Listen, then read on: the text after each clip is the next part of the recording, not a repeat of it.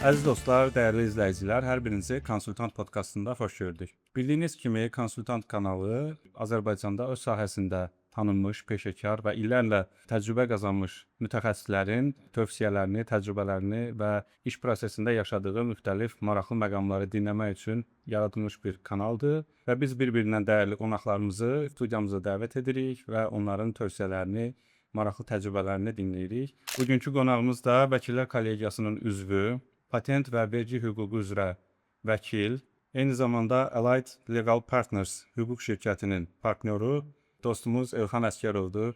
Elxan müəllim, xoş gəlmisiniz. Xoş gördük. Studiyamıza. Necəsiz? Çox sağ olun Vasim müəllim, minnətdaram sizə. Ümid edirəm siz də yaxşısınız. Mən sizə əvvəla təşəkkür edirəm sizə Vasim müəllim mənə dəvət elədiyinizə görə. Həqiqətən də bu layihə çox uğurlu olacaq düşünürəm. Çünki sizin neçə illik təcrübənizdə üzərinizə qoyduğunuz belə deyim missiyanı hər zaman layiqincə yerinə yetirmisiniz və bu layihə də həm vətəndaşlar üçün, həm sahibkarlar üçün belə deyim faydalı olacaq və ümid edirəm ki, bu layihə də hər birimizə bir belə deyim xeyirli düşərli olacaq, bəli. İnşallah. Buyurun. Elxan müəllimin qeyd elədiyi kimi, bütün bizim kanalda müzakirə edəcəyimiz mövzular Azərbaycan sahibkarları üçün xüsusilə maraqlı mövzulardır və biz bu baxımdan belə deyək də mövzunu xüsusilə seçmişik. Çünki həm Elxan müəllimin iş qrafiki və vaxt məhdudiyyəti baxımından hazır onu belə deyək tutmuşkən önəmli mövzunu müzakirə edib və buna aid suallarımızı soruşaq deyə bugünkü mövzunu demək vergi məcəlləsində önəmli yerlərdən birini tutan detallarla bağlı müəyyən elədik, təyin elədik və bizim suallarımız detallarla bağlıdır. Bəli. Deməli belə deyək, suallarınızı ünvanlayıram. Elxan müəllim, son illər Azərbaycan şirkətləri üçün DTA mövzusu niyə bu qədər aktuallaşır? Ümumiyyətlə DTA nədir və onun mexanizmlərinin ümumi mahiyyəti barədə bizə zəhmət olmasa biraz məlumat verərdiniz. Təşəkkür edirəm, sual aydındır. Əvvəla qeyd edeyim ki, bugünkü gündə biznes inkişaf edir və biznes inkişaf edirsə yerli sahibkarlar da xarici qeyri-rezident kontragentlərlə də, sahibkarlarla da müvafiq biznes münasibətlərinə daxil olurlar və bu zaman artıq müvafiq ödənişlər, xidmətlər qeyri-rezidentlər tərəfindən yerli sahibkarlara göstərilir və göstərilən zaman bəs bu belə deyək ki, ödənişlər hansı formada həyata keçirilməlidir? Ödənişlər zamanı vergi tutulması hansı formada olmalıdır? Bu birinci növbədə sahibkarlara lazım olan lazım olan bir məsələdir və bu məsələdə tənzimləyən normativ hüquqi aktlar, beynəlxalq sazişlər çox önəmli rol oynayır. Çünki sahibkar bunu bilmədikdə artıq onun belə deyim ki, vergidən yayınması baş verə bilər, müvafiq cərimələrə səbəb ola bilər.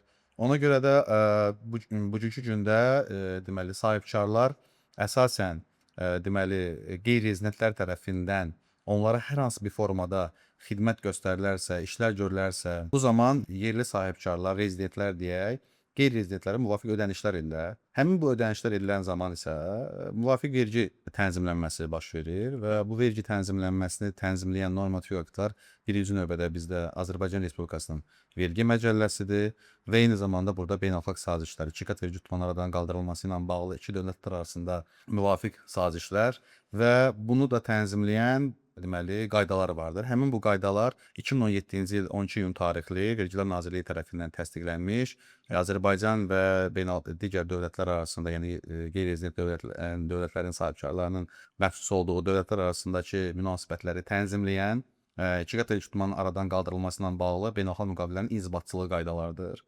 Və həmin bu inzibatçılıq qaydaları deməli DTA 1, DTA 2, DTA 3, DTA 4 və DTA 5 formasında elə formada adlanır və tənzimləyir.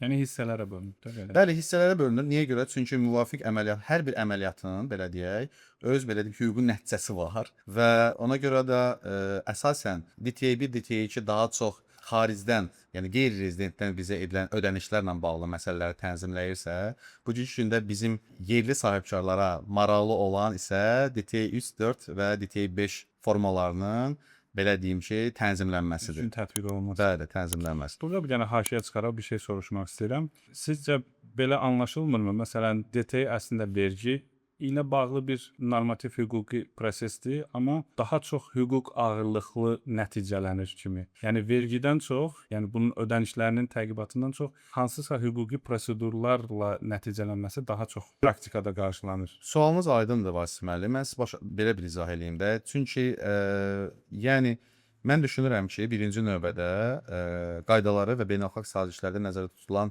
şərtləri bilmək mütləq şəkildə vacibdir. Çünki bugünkü gündə Azərbaycan ratifikasiya elədiyi müvafiq konvensiyalar var. Bununla bağlı Model Tax Convention deyilir və orada müvafiq tənzimləmələr həqiqətən də ikiqat vergi tutumunun aradan qaldırılması ilə bağlı elə nüansları tənzimləyir ki, bugünkü gündə vergi orqanı da Dövlət Vergi Xidməti həmin o konvensiyalarda nəzərdə tutulan şərtlərə uyğun olaraq vergi ödəyicilərinin müvafiq müraciətlərini qiymətləndirirlər. Məsələn, siz hüquqi nəticədən sual verdiniz. Əlbəttə, yəni şərt bundan ibarətdir ki, əgər normativ hüquq aktlarda nəzərdə tutulan tənzimlənmələr düzgün formada olmazsa, onun hüquqi nəticəsi cərimələrlə nəticələnəcək. Bəli. Maliyyə itkiləri. Bəli, verilişin gedişatında mən real кейslərlə sizə izah eləyəcəm. Ona görə də həm burada vergi ödəyicisini maraqlandıran məsələ maliyyədir. Maliyyədir. Bəli, və bu əgər düzgün tənzimlənməsə, bu maliyyə itkisinə gətirib çıxardacaq. Bəzən sahibkar bunu dərk eləmir.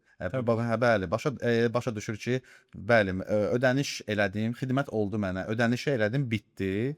Amma mütləq şəkildə biznes həyata keçirilirsə sahibkar tərəfindən mütləq şəkildə biznesin hüquqi tənzimlənməsi öyrənilməlidir, bilinməlidir və tənzimlənməlidir. Yəni yalnız məsələn şirkəti görsən sahibkar açır. Hansı vergi öhdəlikləri var, onu öyrənir. Deyək ki, idarəetmə baxımından hansı prosedurları eləməlidir, onu ilkin öyrənir, amma beynəlxalq səviyyədə hər hansı bir ticarət, alqı-satqı, beynəlxalq sənədləşmələr mövzu olunca sahibkar o zaman bilmədən bu detallərdə xətalarla qarşılaşır, belə demək mümkünsə və maliyyə itkilərinə doğru yol almış olur. Biz bunu önləmək üçün nələr tövsiyə edə bilərik? Məsələn, DTA 3, DTA 4, DTA 5 dediniz ki, sahibkarlar üçün daha maraqlıdır, Azərbaycan sahibkarları üçün. Bunların arasındakı fərqlər nələrdir? Vasif müəllim, bilirsinizmi? DTA 3, DTA 4, DTA 5 hər biri özünə məxsus xüsusiyyəti vardır və biz DTA 3-dən birinci danışsaq, biz başa düşməliyik ki, bu DTA 3-ün mahiyyəti nədir?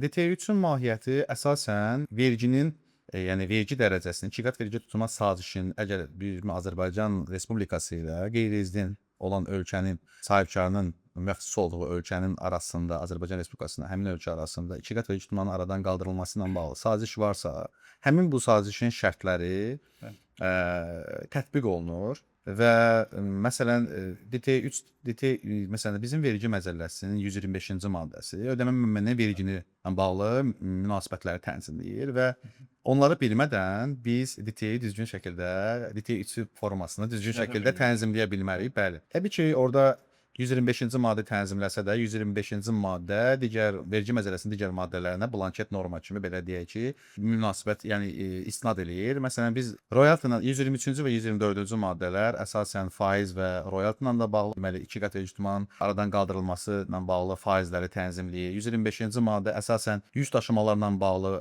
faizləri tənzimləyir və ümumi olaraq xidmətlərlə bağlı faizləri tənzimləyir və biz əgər bu maddələri bilməriksə, ikiqat vergi tutulma sazişinə düzgün formada istinad eləyə bilmərik. Çünki DTA 3 forması həqiqətən də deməli verginin dərəcəsinin azalmasını və yaxud da azad edilməsini tənzimləyir və bununla bağlı biz əgər deyək ki, ümumi olaraq xidmətlə bağlı məsələ tənzimləyiriksə, əsasən bu ikiqat vergi tutma sazişlərinin 7-ci maddəsində olur və sahibkarlıq fəaliyyətini tənzimləyir. Sahibkarlıq fəaliyyəti tənzimləyən zaman biz bilirik ki, bu bizdə xidmətlər 125-ci maddəyə uyğun olaraq 10% tənzimlənir. Əgər biz deməli xidmət almışıqsa qeyri-rezidentdən, biz birinci növbədə qeyri-rezidentin hüququ var ki, deməli müraciət eləyib DTA 3 ilə bağlı vergi orqanına müraciət edib ilk növbədə həmin ona ödənilən məbləğdən deməli azad olmanı, yəni 10% əgər xidmətdirsə, daşımadırsa 6% azad olmanı tətbiq edə bilsin. Məsələn deyək ki, əgər 6%dirsə 0 dərəcə ilə tətbiq olunacaq, 10% də 0 dərəcə ilə tətbiq olunacaq, royalty isə 14% də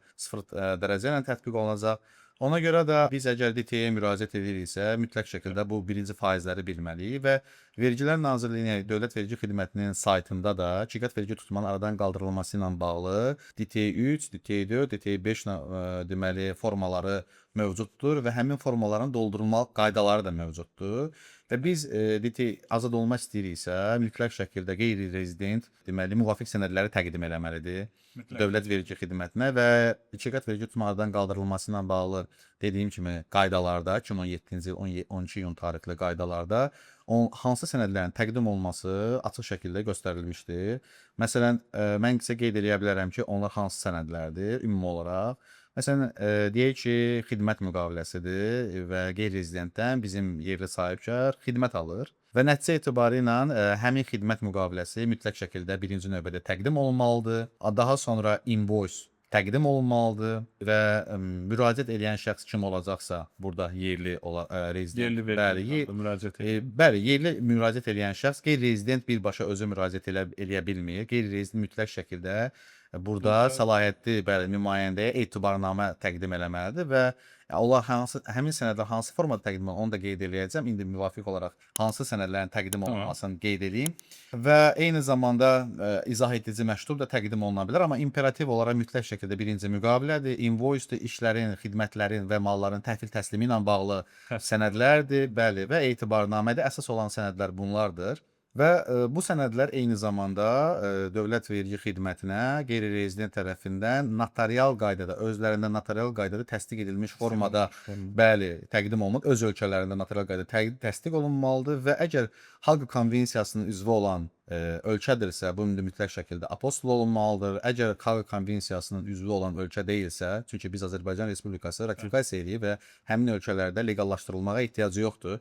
Əgər Haqq Konvensiyasının üzvü deyilsə, mütləq şəkildə həmin sənədlər legallaşdırılmalıdır. Amma bizim deməli SNG zonası, yəni MDB zonası ölkələri ilə də bizim beynəlxalq regional sazişlərimiz var. Minsk Konvensiyası və digər və həmin sazişlərə əsasən həmin sənədlər, amma Qazaxıstan istisna, çünki hal-hazırda Qazaxıstan bilmirəm nədənsə Dövlət Vergi Xidmətinin də saytında qeyd olunur ki, həmin ölkə ilə mütləq şəkildə apostol olunmalıdır. Amma hansı ki bizim o ölkə də MDB ölkəsidir. Amma praktika belə formalaşıb, indi bilmirəm son illərdə. Amma MDB ölkələri ilə isə bizim nə apostla, nə legallaşdırma ehtiyacı yoxdur. Həmin sənədlər notarial qaydada bizə gəldiyi təqdirdə biz həmin sənədləri Azərbaycan dilindən tərcümə təsdiq edirik və vergi orqanına təqdim edirik. Və vergi orqanı da deməli həmin sənədlərə onlara təqdim edildiyi andan 30 gün ərzində deməli cavab verməlidir. Əgər mürəkkəb əlavə araşdırmağa ehtiyac olarsa, belə deyim, həmin müddətə 30 gün, əlavə 30 gün olaraq da baxa bilər, bəli, müddəti uzada bilər və baxa bilər və mütləq şəkildə də cavab verməlidir. Və eyni zamanda bir şey də sizin diqqətinizə çatdırdım ki, həmin sənədlər deməli həm deməli kağız versiyasında fiziki olaraq gedirsiniz, vergi ödəyicilərinin xidmət mərkəzləri var. Oradan müraciət edə bilərik və birbaşa əlbəəl verə də bilərik. Eyni zamanda Avistim vasitəsilə də biz DT3 onlayn kargüzarlıq qaydasında DT3, DT4, DT5-ə müraciət edə bilərik və hal-hazırda yeni sistemdə bu deməli vergi orqanının yeni belə deyim də sistemində, saytında, veb saytında bu tənzimlənmir.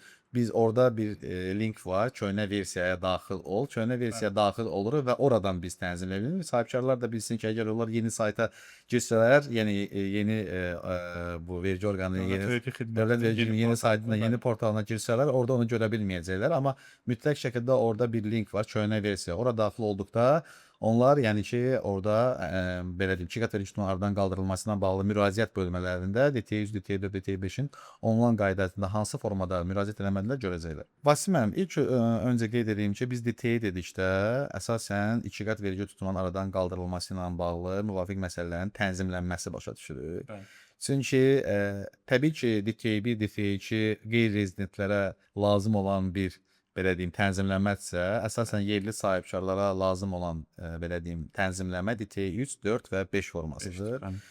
DT3 yəni formasında deməli, əgər biz qeyri-rezidentə müvafiq ödəniş eləmişiksə, burada müvafiq ödənişlə bağlı hər hansı bir vergi ödəməliyiksə, bu da ödənilməyindən vergidir təbii ki. Biz həmin verginin ödəməsindən azad oluruq və yaxud da ödəməsindən azad oluruq. Müvafiq azalma və yaxud da ki, azad olma tətbiq olunur. DTI 4-də təbii ki, biz müraciət eləyəndə DTI 4-də biz ödənilmiş verginin təsdiqini qeyri-rezidentə təqdim edirik.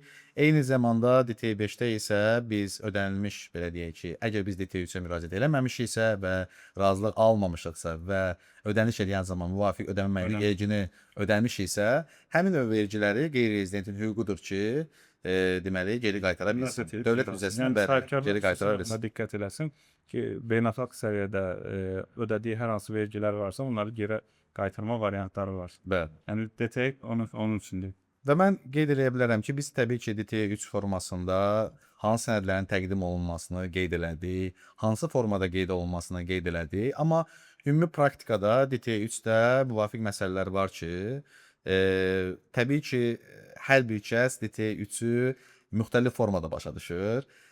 Mən bununla bağlı bəzi, belə deyim, Vasim, problemlərdən danışmaq istəyirəm. Təbii ki, qayda var, o qayda da mütləq şəkildə tənzimlənməlidir. Amma qayda var, qayda tənzimlənməlidir, amma tənzimlənmə düzgün formada tənzimlənirmi, səhv formada tənzimlənirmi, bunu da biz düzgün şəkildə başa düşməliyik. Məsələn, ümumi praktikadan sizə mən izah eləyəcəm. DTI 3 ilə bağlı məsələn, bizə çox müraciətlər olur. Əsasən də imtina alandan sonra müraciət edirlər. Bəzən də hüquqşünaslar deyir ki, və yaxud da mühasibə məsələ bitdikdən sonra, problem yaranandan sonra müraciət edirlər. Sahibkarlara tövsiyəm odur ki, problem yaranmamışdan qabaq bir məsləhət alasınız ki, mütləq şəkildə xidmət almasanız da heç olmasa məsləhət alasınız ki, biz yəni ki, istəmirik ki, siz hər hansı problem yaşayasınız. Çünki məsələn, orada hər hansı bir formada DTI 3-ə biz invoice gələndə, ödəniş mütləq şəkildə olmalı olanda, onlar mən rezidentlik sertifikatını qeyd eləmədim. Rezidentlik sertifikatı da təqdim olunmalıdır DTI 3-də. Çünki biz dedik müqavilə, invoice, təhvil təslim aktı, etibarnamə, amma birinci növbədə təqdim olunmalı sənəd rezidentlik sertifikatıdır. Bəli, qeyri-rezident həqiqətən də həmin ölkədə rezident olduğunu mütləq şəkildə deməli təqdim eləməlidir və həmin sənəd də deməli notarial qaydada təsdiq olunub. Bəli, burada Azərbaycan Respublikasının Dövlət Vergi Xidmətinə təqdim olunmalıdır. Və bəzən deməli praktikada belə bir şey formalaşıb ki, sahibkarlar düşünürlər ki, bəli, bir dəfə mən müraciət elədim, il boyu mən ödəniş eləyəndə artıq deməli bəli, il boyu mən müraciət eləyəndə azad olma artıq mənə bir dəfə tətbiq olunub və artıq digər ödənişlərdə digər ödənişlərdə artıq mən müraciət etməməliyəm. Mənim də praktikamda belə bir şey yəni var, formalaşmış bir təcrübədir sahibkarlarda. O keçən səfər bir hamımızın da bildiyi, indi konfidensial olduğu üçün demirəm, yəni brend bir şirkət var və xarici investisiyalı bir şəxsdir və müraciət edib ki, bəs Dövlət Vergi Xidməti mənə yüksək məbləğdə kameral müəyyən edib, bəli, müəyyən edib və daha sonra isə kameral vergi borcu ilə bağlı qərar qəbul edib. Təbii ki, biz məsələni araşdırdıq.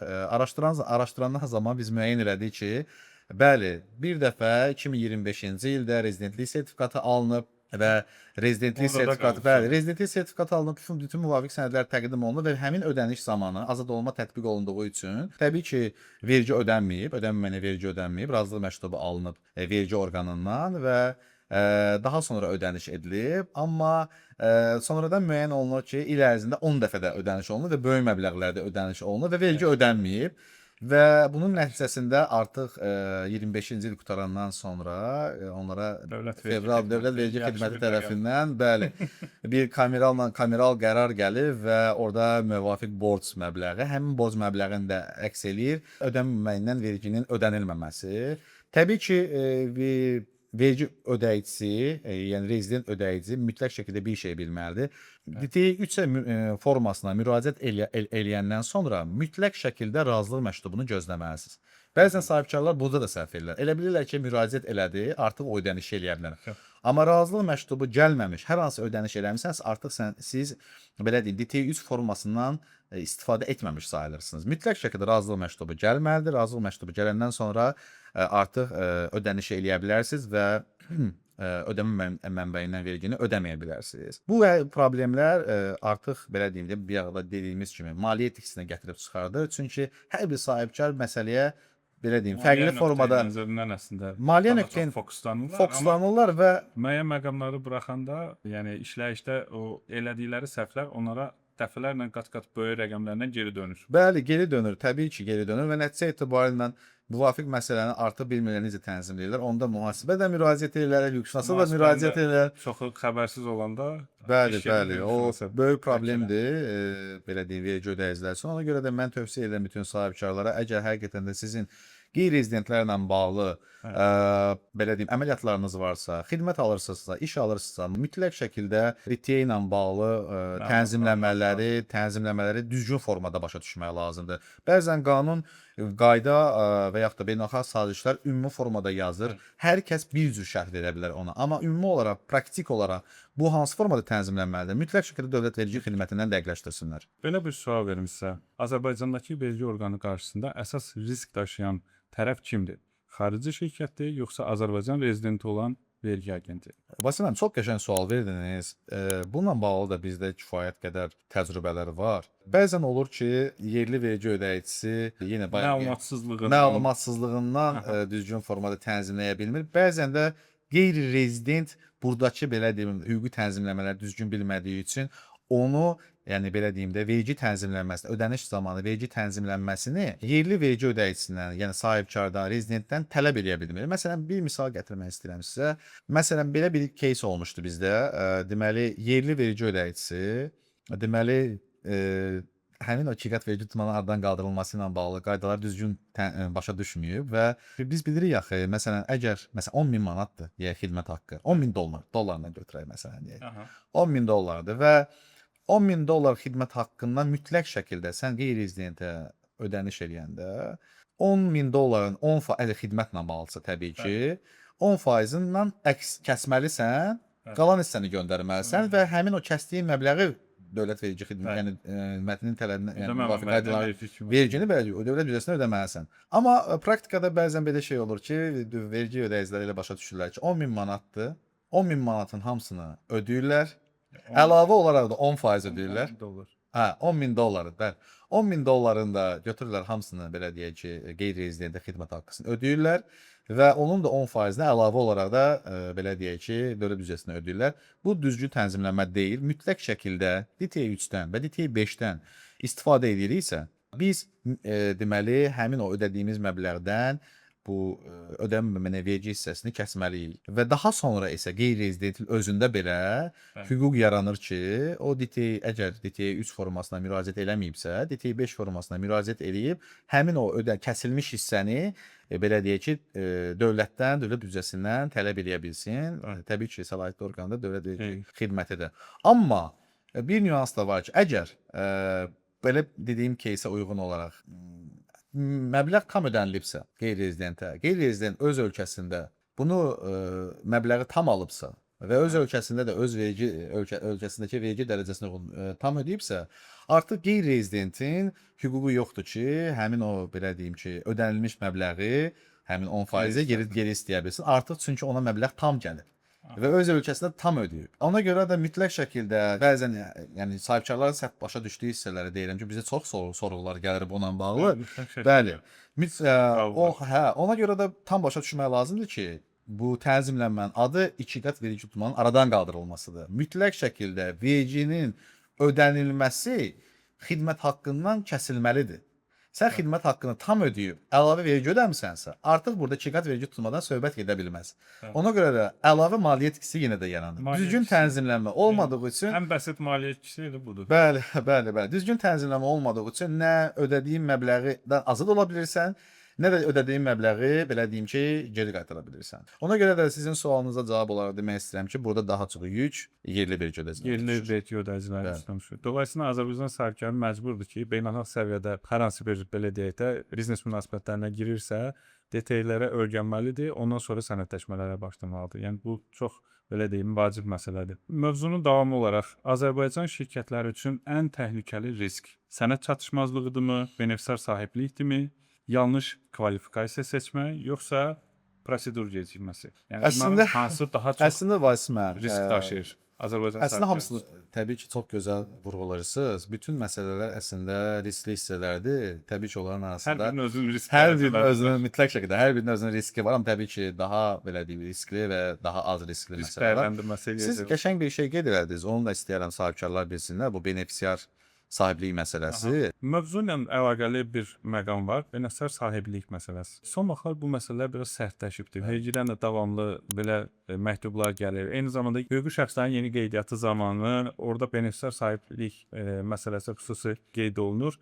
Yəni bu məsələlər niyə bu qədər sərtləşib? Niyə konkret bu mövzu çox ciddiləşib və burada əsas nələrə baxılır? Çox sağ olun Vasim müəllim. Bu gün həqiqətən çox maraqlı suallarla gəlmisiniz. Benefisiar sahiblik məsələsi bəli, əslində vergi orqanının ən həssas, deməzdim nəinki vergi orqanı, bu gün banklar da benefisiar sahibliyi ilə bağlı hesab açanda və ya əməliyyatlar həyata keçirəndə diqqət yetirirlər və həssas yerlərdir. Amma bugünkü gündə həm şirkətin yaradılmasında, belə deyim, hər hansı əməliyyatların aparılmasında, eyni zamanda da belə deyim, DTE ilə bağlı, şirkət vergi tutmanın aradan qaldırılması ilə bağlı məsələlərdə vergi orqanı benefisiar sahiblik məsələsinə çox diqqət edir. Ümumi olaraq beynəlxalq praktikada da belədir. Çünki biz mütəmadi olaraq beynəlxalq belə praktikanı, beynəlxalq belə vergi tənzimlənməsinə və ümumi olaraq beynəlxalq praktikada məhkəmə keyslərinə baxırıq ki, buna necə baxırlar. Bizim vergi orqanı da ödənişin faktiki sahibini müəyyən eləmək istəyir. Çünki Yəni nizamnamə kapitalının ödənişindən çox eləyirmi? yox, xidmətin ödənişindən xidmətin gedir. ödənişi. Bəli, xidmət haqqının, işin və yaxud da yəni qeyri-rezidentə ödənilən məbləğdə niyə görə? Bəzən formal olaraq şirkətlər yaradırlar və faktiki olaraq xidməti göstərən həmin şirkət deyil. Və formal olaraq şirkət yaratdıqlarına görə və yaxud da formal olaraq bu əməliyyatları tənzimləyib vergi azad olmasından faydalanmaq istəyirlər. Bəli, faydalanmaq istəyirlər. Ona görə də mütləq şəkildə vergi orqanı qeyd edir ki, pulu kim alacaq? Belə deyək, loru dildə desək də. Pulun ən son məsələ. alıcısı kimdir? Onu bizə təqdim edin. Çünki araşdırma zamanı, sonradan araşdırma zamanı müəyyən olunarsa ki, həqiqətən də həmin xidmət haqqına qeyri-rezidentdən gedir söhbət. Təbii ki, xidmət haqqının və ya işlərin haqqını müvafiq məbləği qeyri-rezident alıcı real deyil, həqiqətən xidmət göstərən deyil. Artıq bilirsiniz də bununla bağlı müvafiq belə deyim, hüquqi uyğunluq yoxlanılır və müəyyən olunsa, həmin azad olma tətbiq olunsa belə artıq belə deyim, əvvəlki vəziyyətə qayıdır və vergi borcu hesablanır. Ona görə də benefisiar sahibliyi məsələsi çox önəmlidir. Məsələn, belə bir praktikada bizdə olub. Ümumi olaraq deyək ki, vergi ödəyicisi, təbii ki, qeyri-rezident, təbii ki, bir şeyi də qeyd edeyim ki, Vasim müəllim, müraciətlər hamısı qeyri-rezident adından gedir. Hər biri, yəni bəzən yerli vergi ödəyiciləri başa düşə bilərlər ki, yerli vergi ödəyicisi müraciət edir. Bəli, yerli vergi ödəyicisi müraciət eləyə bilər. Digər səlahiyyətli şəxsi müraciət, amma hamısı qeyri-rezident adına müraciət edir. Çünki azad olma yalnız və yalnız qeyri-rezidentə tətbiq olunur və qeyri-rezident adından müraciət edilir. Sadəcə vergi agenti olaraq burada deməli ödəyən şəxs ola bilər və yaxud da səlahiyyətli digər şəxs ola bilər, etibarnaməsi. Amma bunların hamısına qeyri-rezident mütləq şəkildə etibarnamə verməlidir, səlahiyyət verməlidir. Ona görə də bizim praktikada belə bir şey formalaşmışdı ki, deməli 2-3 dəfə deməli qeyri-rezidentə müvafiq ödəniş olunmuşdu və azad olma və yaxud da ki, azalma ilə bağlı müraciət olunmuşdu. Vergi orqanı razılıq vermədi, amma imtina da vermədi və məktubla müraciət elədi və onda şübhə yarandı artıq. Çünki onlarda müvafiq məlumatlar var. Bizim vergi orqanı digər ölkələrin vergi orqanları ilə birbaşa əlaqədədirlər. Müvafiq məlumatları əldə edirlər onlardan. Və şübhə yarandı həmin əməliyyata. Çünki müqaviləyə baxırlar, təhvil təslimə baxırlar, real həmin şirkətin fəaliyyətinin bu olub olmadığını araşdırırlar öz səlahiyyətləri çərçivəsində və müəyyən elədi ki, belə deyək də, şübhə yarandı ki, onda ki, bu şirkət real olaraq xidmət göstərən şirkət deyil və məktubla müraciət elədi və qeyd elədi ki, benefisiar sahib kimdir? Onunla bağlı müvafiq sənədləri təqdim edəcək. Real sahib. Və inanın ki, həm indi bu dəqiqə sahibi, işin real sahibi və eyni zamanda pulu əldə edəcək şəxs kimdir? Yəni şirkət görsənə bilər, bəlkə sanksiya düşmüş şəxsdir. Bəlkə beynəlxalq sanksiyaya düşmüş şəxsdir. Bəlkə terrorçuluğun maliyyələşdirilməsinə bağlıdır. Bəlkə çirkli pulların yuyulmasına bağlıdır. Ona görə də bəli, pulun həm banklar da bu şeydə çox vergi orqanı ilə belə deyim əməkdaşlıq edirlər və koordinasiyalı işləyirlər. Çünki əməliyyatlar bank hesabından getdiyi üçün mütləq şəkildə vergi orqanı ilə koordinasiyalı işləyirlər və hər hansı bir şübhə olduqda vergi orqanına məlumat verirlər ki, bu pul son benefisiar olaraq gedir, məsələn deyək ki, dünyada sanksiya düşmüş şəxsə və yaxud da cinayət məsuliyyəti var, beynəlxalq cinayət məsuliyyəti var, amma cinayət məsuliyyəti cəlb olunmayıb. Məsələn, müvafiq ölkədə bu gün bilirik, dünyanın hər yerində müharibələr var və onunla bağlı belə deyim, sanksiya düşmüş şəxsdir. Vergi orqanı o hissədə onu müəyyən eləsə, artıq müvafiq azad olunmalar tətbiq olunmur və bununla paralel olaraq belə, daha mən sizə deyə bilərdim ki, banklar belə əməliyyatdan imtina edirlər. Çünki biz qeyd elədiyimiz, bayaq da qeyd elədik, DT3 müraciəti əməliyyatdan əvvəl razılıq alınandan sonra ödəniş olunur. Ona görə onunla bağlı həm də Razılığı gözləmək demişdiniz. mütləq şəkildə bəli, razılıq gözləyəndə də bank da mütləq şəkildə koordinasiyalı şəkildə işləyir. Əgər həqiqətən də belə bir benefisiar sahib deyə, sanksiyaya düşmüş, problemli belə deyə şəxsdirsə, bu hüquqi şəxs də ola bilər, fiziki şəxs də ola bilər. Əsasən fiziki, çünki son benefisiar fiziki şəxsdir. Yəni hüquqi şəxsin hara Fransa hüquqi şəxs təsir eləsə belə, birinci mütləq şəkildə fiziki şəxs təsir edir. Həmin o fiziki şəxs belə deyim, real pulu əldə eləyən, demək ki, real xidmət göstərəndirsə və ya da real əməliyyat həyata keçirilirsə, amma pulu əldə edən hüquqi şəxs belə faktiki olaraq real heç bir əməliyyat həyata keçirilmirsə, bunu vergi orqanı müəyyən edən azad olunma tətbiq edə bilər. Paralel şəkildə deyirəm ki, banklar da əməliyyatı həyata keçirmirlər, imtina edirlər əməliyyatları keçirməkdən. Detallarla bağlı belə deyək, Azərbaycan şirkətləri üçün ən təhlükəli risk nədir? Sənəd çatışmazlığıdırmı? Benefisiar sahiblikdirmi? Biraz əvvəl danışdığınız yanlış kvalifikasiya seçimidir, yoxsa prosedur gecikməsi? Belə deyərdim, hər birinin özünə uyğun riski var, amma bu gündə Azərbaycanda mən deyərdim ki, yəni qeyri-rezidentlər olan əməliyyatlarda sənədləşmənin düzgün aparılmamasıdır, DT formalarının düzgün doldurulmamasıdır və qanunun düzgün formada tətbiq edilməməsidir. Ona görə də düşünürəm ki, ən yüksək risk mən deyərdim ki, düzgün başa düşülməməlidir. Yəni bunun nəticəsində düzgün hüquqi tənzimləmənin aparılmamasıdır. Əgər düzgün hüquqi tənzimləmə aparılarsa, zaten gecikmə də baş verməyəcək. Zaten benefisiar sahiblik məsələsi yəni yerli ödəyici özü tərəfindən araşdırılacaq ki, nəticə etibarilə mənim ödədiyim şəxs real şəxsdirmi? Yəni xidmət haqqı ödədiyim şəxs real şəxsdirmi və ya hər hansı problem yaranarmı? Yarandığı təqdirdə müvafiq hüquqi risklər yarana bilər. Nəticə etibarilə mənə azad olma və yaxud da digər formadakı müraciətlərimlə bağlı müsbət rəy alınmaya bilər. Son nəticədə yəni hər şey fırlanır gəlir Azərbaycan sahibkarının məsuliyyətinin üzərində. Mütləq şəkildə, mütləq şəkildə. Deməli biz bayaq DT3 ilə bağlı biraz danışdıq. Əgər onunla bağlı əlavə qeyd edəcəyiniz bir şey yoxdursa, 4 və 5 haqqında biraz danışarıq. Vasim müəllim, əslində DT3 çox genişdir. Biz məhdud belə deyək, vaxtımız var. Ona görə tələsə müəyyən məsələlər dedim. Amma DT3 ilə bağlı vacib məsələlərdən biri, vergi ödəyicisinin bilməli olduğu məsələlərdən biri həm də bu DT rezidentlik sertifikatı məsələsidir. Rezidentlik bəli. Əgər qeyri-rezidentlik sertifikası verirsə, bu rezidentlik sertifikatı həm ödənişin edildiyi dövrü, həm də xidmətlərin göstərildiyi dövrü mütləq şəkildə əhatə eləməlidir. Və rezidentlik sertifikası DT3 ilə bağlı verilirsə, məsələn, 2025-ci ilin rezidentlik sertifikatıdır. Həmin rezidentlik sertifikatı həm 25-ci il, həm də 26-cı il, yəni növbəti ilin sonuna qədər etibarlıdır. Yəni ki, əgər sən 25-ci ildə rezidentlik sertifikatı almısansa, 25-ci ildə olan bütün əməliyyatlara, 26-cı ildə olan bütün əməliyyatlara artıq tətbiq oluna bilər. Yenidən rezidentlik sertifikatı almağa ehtiyac yoxdur. Amma bir dənə önəmli nüans, bayaq dediyim kimi, mütləq şəkildə xidmətlərin göstərildiyi dövr və ödənişlərin edildiyi dövr, həmin o dövrü, yəni rezidentlik sertifikatı qüvvədə olduğu dövrü əhatə eləməlidir. Əhatə eləməlidir. DT4 və DT5 ilə bağlı. DT4 ilə bağlı əsasən bizim vergi ödəyiciləri Vasim müəllim, DT4-ə çox da müraciət edə bilirlər. Bizə müraciətlər olub, amma çox az olur. Niyə görə? Çünki nə azad olmadır ki, burada hər hansı maraq olsun, nə də ki, geri qaytarmadır ki, burada hər hansı formada yenə də maraq olsun. DT4 ödənilmiş verginin təsdiqidir. Bu nə deməkdir? Belə deyim, misalla izah edeyim. Deyək ki, biz DT3-ə müraciət eləmədik və xidmət haqqı ödəyəndə qeyri-rezidentə müvafiq ödənməyinə vergi ödədik. Bu 10% ola bilər, daşınma ilə bağlı 6% ola bilər, nə bilim, royalty ilə bağlı 14% ola bilər. Həmin bu DT3-4 ilə bağlı deməli qeyri-rezident müraciət eləyəndə müraciət edir və ödənilmiş verginin təsdiqini istəyir. Və ödənilmiş verginin təsdiqini vergi orqanı ona verəndə o öz ölkəsində həmin faiz məbləğində vergidən azad olunur. Məsələn deyək ki, biz məsələn Konsult Az şirkəti inşallah belə deyim böyüyür və xaricdən müvafiq xidmət alır qeyri-rezidentdən və müraciət ona xidmət haqqı ödəyəndə məsələn deyək ki 5000 manatdır. Onun 5000 manatın 10%-ni buradan ödəyir, qalan hissəsini göndərir. Amma qeyri-rezident təbii ki, bu faydalanmaq istəyir bu belə deyək azad olmadan. Eyni. Çünki məbləğ ona tam gəlməyib. O neynir? Burada ikiqat verginin aradan qaldırılması, belə deyim, mahiyyəti artıq üzə çıxır. Düzə Artıq deyək ki, öz ölkəsində bu həmin o ödənişdən 25% ödəniş eləməlidir. Deyək ki, vergi ödəməlidir.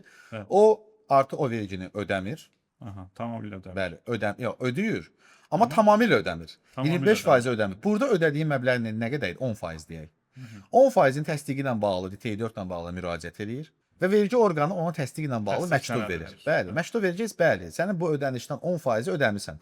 Artıq o əldə etdiyi məbləğ ki, onunla hissə əldə eləmişdi, 10% burada ödəmişdi və öz ölkəsində də həmin gəlirdən vergi ödəməlidir. Burada ödədiyi məbləğin faizi çıxır orada. Öz ölkəsindəki faizdən çıxır. Deyək 25%, 10% də 15% ölkədə. 15% doğru. Bəli, orada faydalanır. Hər bir halda ikiqat vergi tutumunun aradan qaldırılması funksiyasından, mahiyyətindən faydalanır. Yəni gözəl bir şey. Niyə də olmaz? Bəli, yəni bu formada tənzimlənir. DTI 5 ilə bağlı zəhmət. Vasil müəllim, DT 5 məsələsi ən çətin məsələdir. Bu DT 3-dən, 4-dən də mən deyərdim daha çətindir. Niyə görə? Çünki artıq dövlət büdcəsinə gedən məbləği geri qaytarmaq çətin məsələdir. Amma bəzən sahibkarlar artıq ödəmənin, çünki artıq ödəmə yaradır. Artıq ödəmənin geri qaytarılması ilə bağlı belə deyək ki, məsələləri səhv başa düşürlər. Bu yerli vergi ödəyicisinin artıq ödəməsinin geri qaytarılması deyil.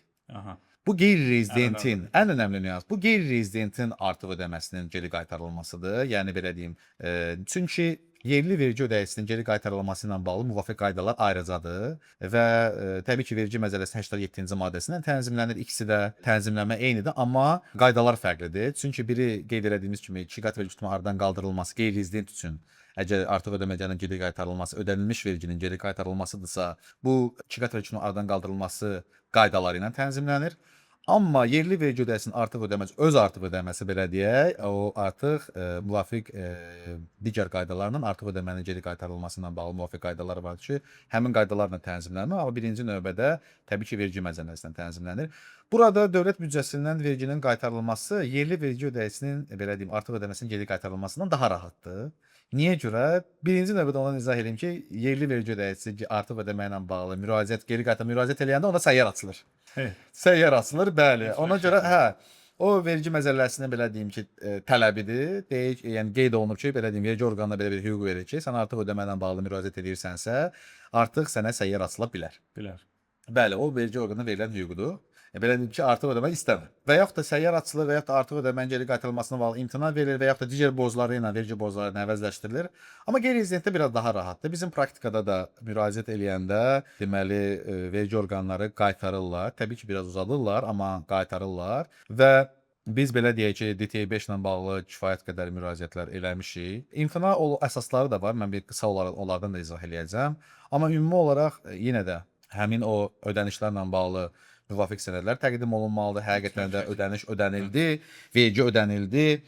Müqavilə yenə də təqdim olunmalıdır, invoice təqdim olunmalıdır, etibarnamə, rezidentlik sertifikatı. Amma burada incə nüans bilirsiniz bu nədir? Biz artıq ödəmənin geri qaytarılmasını 5 il ərzində eləyə bilərik. Vergi məcəlləsinin tələbidir. Məsələn, deyək ki, hesabat ili bitəndən sonra, bəli, vergi məcəlləsi qeyd edir ki, artıq ödəmənin geri qaytarılması müddəti hesabat ili bitdikdən sonra 5 ildir. 5 il ərzində artıq ödəmənin geri qaytarılmasını istəyə bilərsiniz. Amma incə nüans burada nədir? Qeyri-rezidentin artıq ödəməsinin geri qaytarılmasından bağlı. Burada incə nüans odur ki, rezidentlik sertifikatı həmin artıq ödəməyə müraciət etdiyin dövrü əhatə eləməməlidir. Ödənişlərin ödədildiyi dövrü əhatə eləməlidir və xidmətin göstərildiyi dövrü əhatə eləməlidir. Deyək ki, 2025-ci ildə mən ödəniş eləmişəm. Mənim 2030-a qədər vaxtım var və mən son ildə 2030-cu ildə müraciət elədim.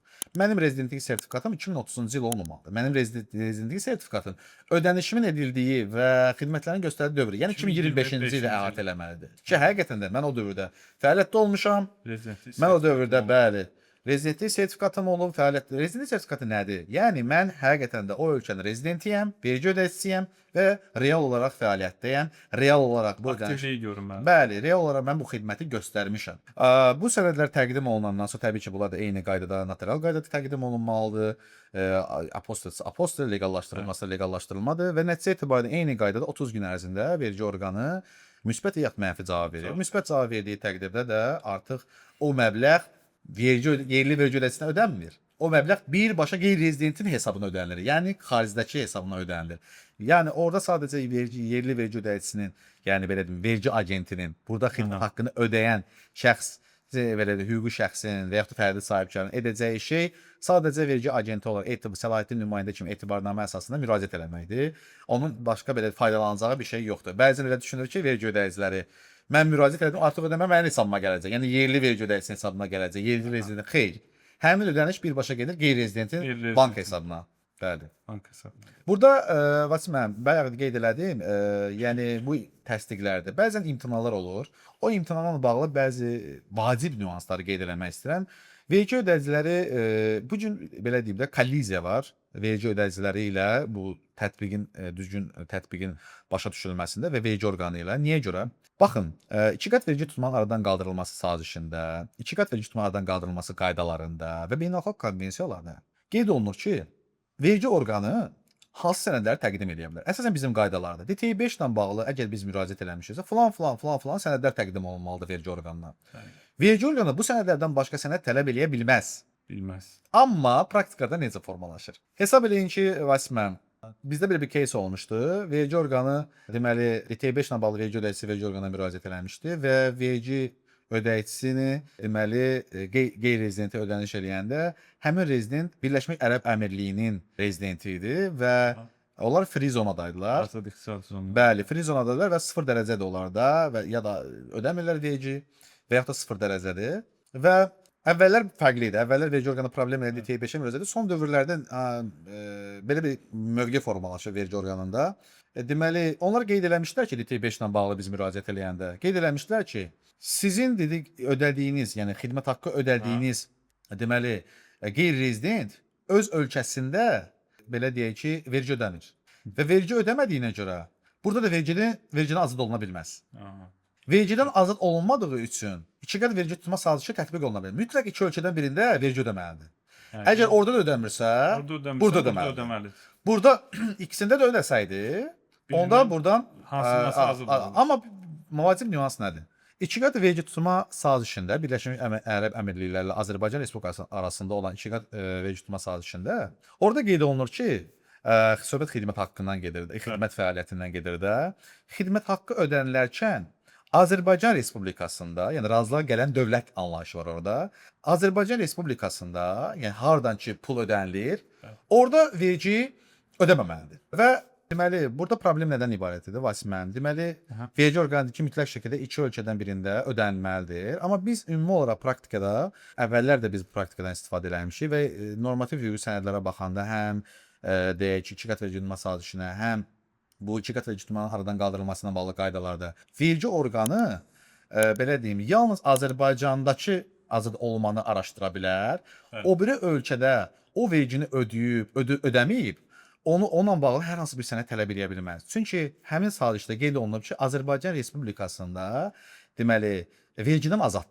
Əgər iki qat vergi tutma sazişinə müraciət eləmirsən, sazişinə istinad eləyib dövlət vergi orqanına müraciət eləmisənsə və nəticə etibarilə DTİ3-ə müraciət eləməmsən və azad olma almamısan və vergi ödəmsən burada. Artıq sən DTİ5 ilə bağlı müraciət eləyəndə onu geri qaytara bilərsən.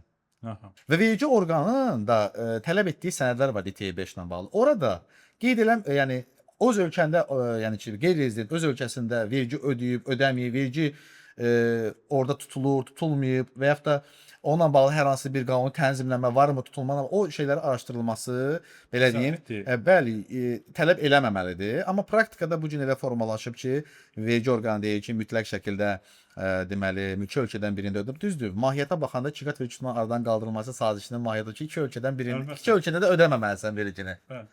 Birində ödəməlisən, amma mahiyyət etibarında bu gün boşluqdur o. Yəni nəticə etibarilə, yəni qeyd olunur ki, filan sənədləri təqdim eləməlisən deyə. Düzdürmü, Vasim müəllim? Bütün sənədləri mən təqdim eləmişəm. Sən artıq və eyni zamanda sazişdə də qeyd olunur ki, Azərbaycan Respublikasında vergidən azad oluna bilər. Yəni orada qeyd olunmur ki, mütləq şəkildə vergi orqanı, bəli, burada azad, bəli, burada öz ölkəsində ödədiyi təqdirdə burada azad olunur. O da bir mənalı şəkildə deyil. Buradan ora xidmət haqqı gedəndə vergidən azad oluna bilər. Və müvafiq sənədlər təqdim olunmalıdır ona. Əgər təqdim olunmayıbsa, vergi orqanı belə deyim ki, müvafiq imtinalar verir buna bağlı. Bu boşluqdur. İnşallah biz düşünürük bizdə hal-hazırda bu praktika formalaşır. Formalaşır, Və biz bunun yəni. sonunun nəticəsinə gedib müvafiq belə deyim tənzimlənmək istəyirik və ümumi olaraq mən bir şey də qeyd eləmək istəyirəm ki, Vasif müəllim, müəyyən boşluqlar çünki vergi orqanı belə deyim də icra orqanıdır, yəni icra orqanıdır və qanunverici orqan deyil. Müvafiq məsələlər var ki, vergi orqanı belə deyim ki, vergi məcəlləsinə və yaxud da beynəlxalq sazişlər özü şərh verir. Bu düz də ola bilər, səhv də ola bilər. Əgər bunun həqiqətini müəyyən etmək üçün biz məhkəmələrə gedirik və biz müəyyən presidentlər də yaradırıq buna. Bugün nəticələr. Bəli. Çünki məhkəməyə getmədən vergi orqanının mövqeyi, bəli, inzibati orqandır, mövqeyi bizim üçün dəyərlidir. Amma yekun nəticə deyil, səhv də ola bilər və biz bunun praktikasını dəfələrlə yaşamışıq ki, vergi orqanı qanunvericiliyə özünə sərf eləyən istiqamətdə belə deyim, münasibət bildirir. Normal baxıram ona, amma biz hər kəsin belə deyim hüquqlarını düşünməliyik və biz məhkəməyə gedirik. Məhkəmə əgər özü belə bir qərar qəbul edə bilmirsə, Konstitusiya Məhkəməsinə müraciət edirik ki, müvafiq şərh ver, yekun nəticə verir ki, hər kəs üçün imperativ norma yaratsın və Konstitusiya Məhkəməsi də mən deyərdim ki, sizə praktikada çox belə yüksək səviyyədə əsaslandırılmış, məntiqli qərarlar qəbul eləyir. Və düşünürəm ki, bu məsələ də nəticə etibarilə hər hansı formada lehimizə fərqi yoxdur. Amma biz həqiqəti müəyyən eləyək ki, vergi ödəyicisi belə deyim ki, müəmmalı qalmaz. Çox təşəkkür edirəm İlxan müəllim. Mən sizə təşəkkür edirəm dəvətiniz Çox üçün. maraqlı müzakirə oldu həqiqətən. Ümumiyyətlə dəyərli sahibkarlar, əziz izləyicilərimiz, yəni nəzərinizə çatdırım ki, DTI mövzusu çox genişdir və biz xüsusi məqamlara toxunmağa çalışdıq. Burada toxunmadığımız məqamlar da ola bilər təbii ki və bu məqamlarla bağlı siz şərhlərdə yaza bilərsiniz. Hətta izləyicilərimizin istəyi üzərinə biz bu mövzu ilə bağlı ikinci bir podkast da çəkə bilərik. Yəni bunu xahiş edirik ki, əgər belə bir istəyiniz varsa şərhlərdə bildirəsiniz. Bundan sonraki belə deyək podkastımızda biz daha fərqli məqamlara toxuna bilərik bundan bağlı. Mən bir daha təşəkkür edirəm. Çox sağ olun. İnşallah ki, işlərinizdə uğurlar sizi davamlı təqib eləyəcək. Siz çox peşəkar birisiniz və bundan sonraki növbəti mövzularımızda yenə biz sizi studiyamızda görməkdən şad olarıq. Mən də sizə təşəkkür edirəm Vasif müəllim dəvətiniz üçün. Həqiqətən sizin bu uğurunuz, sizin bu belə deyim, həqiqətən öz üzərinizdə dayanmadan işləməyiniz bizə də motivasiya verir və mən ümid edirəm ki, bəli, inanıram ki, ən yüksək nailiyyətlər əldə eləyəcəksiniz və sizin bu belə deyim, layihələriniz nəinki sahibkarlara, bütün vətəndaşlarımız üçün çox faydalı, səmərəli işlə məşğulsunuz. Uğurlar diləyirəm sizə. Çox təşəkkür edirəm. Sağ olun. Allah razı olsun.